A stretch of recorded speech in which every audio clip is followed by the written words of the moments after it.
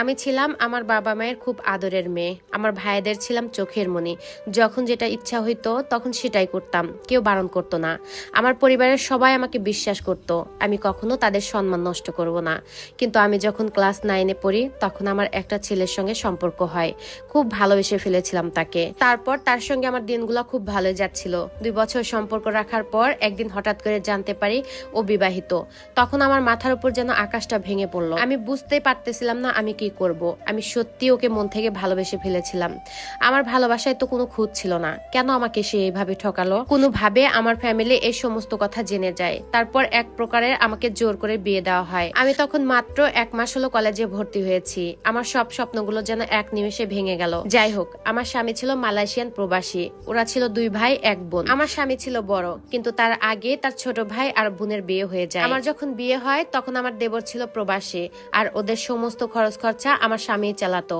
আমার বিয়ের 3 মাস পর আবার সে প্রবাসে চলে যায়। এই 3 মাস আমাকে সে অনেক ভালোবাসতো, আমার অনেক কেয়ার করত। কিন্তু যখন সে বিদেশে চলে যায় তারপর থেকে আমাদের মধ্যে ঝগড়া ঝামেলা লেগেই থাকতো, কারণ সে ছিল অতিরিক্ত মা ভক্ত।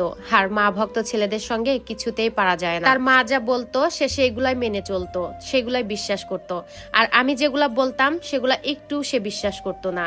আমার যা আর আমার শাশুড়ি আমাকে খুবই জ্বালাতো, অনেক খারাপ খারাপ কথা শোনাতো, আরো অনেক ভাবে টর্চার করেছে। আর এই সব কিছুই আমি মুখ বুজে সহ্য করেছি।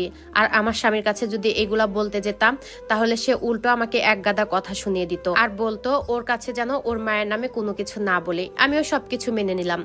এর কিছুদিন পর আমার দেবর ছুটিতে দেশে আসলো। আমার দেবরও আমাকে অনেক জ্বালাতো, আর আমার স্বামীর কাছে আমাকে খারাপ বানাতে চাইতো। আর এই সব কিছুই আমি মুখ বুজে সহ্য করেছি। মুখ বুজে সহ্য করা ছাড়া আমার আর কিছুই করা ছিল না। যাই হোক, আমার দেবরের যখন ছুটি শেষ হয়ে যায় তখন সে আবারও বিদেশে চলে যায়। এর কিছুদিন পর একটা সমস্যার কারণে আমার স্বামী দেশে চলে আসে।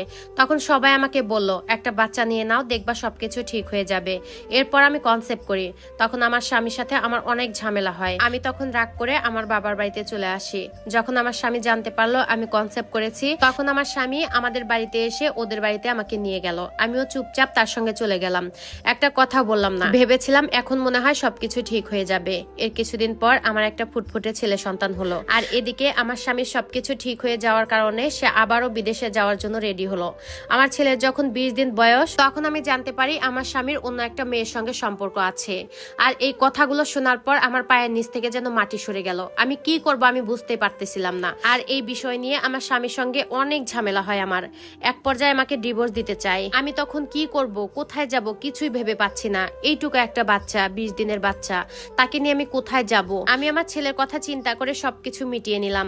আবার ফিরে গেলাম তাদের বাড়িতে। আমার ছেলের যেদিন 21 দিন বয়স সেদিন ওর বাবা আবারও বিদেশে চলে যায়। ও বিদেশে যাওয়ার পর আমি ওকে অনেকবার বুঝাইছি। আমি বলেছি দেখো আমাদের তো একটা বাবু হয়েছে, ওর একটু ভবিষ্যতের কথাও চিন্তা করো। আল্লাহ তাআলার কাছে 2 হাত তুলে অনেক কান্নাকাটি করেছি। আল্লাহর কাছে আমার একটাই চাওয়া ছিল তিনি যেন সবকিছু ঠিক করে দেয়। এরপর অনেক বুঝানোর পর আমার স্বামী আমাকে কথা দেয় সে আর ওই মেয়ের সঙ্গে সম্পর্ক রাখবে না। এখন আলহামদুলিল্লাহ আমার স্বামী আমাকে অনেক ভালোবাসে। কেউ কিছু বললে সেটার প্রতিবাদও করে। আর এখন শুধুমাত্র আমি একটা আমার নিজের সংসারের অপেক্ষায় আছি। আমার জন্য সবাই দোয়া করবেন। যাই হোক, এই সম্পূর্ণ স্টোরিটা একটা আপু লিখে পাঠিয়েছে। আপুর জন্য মন থেকে অনেক অনেক অনেক অনেক দোয়া রইল আপুর স্বপ্নটা যেন খুব তাড়াতাড়ি পূরণ হয়। আসলে আল্লাহ তাআলার কাছে কোনো কিছু চাইলে আল্লাহ তাআলা তার বান্দাকে কখনোই নিরাশ করে না। একটু ধৈর্য ধরলে সবকিছুই পাওয়া যায়।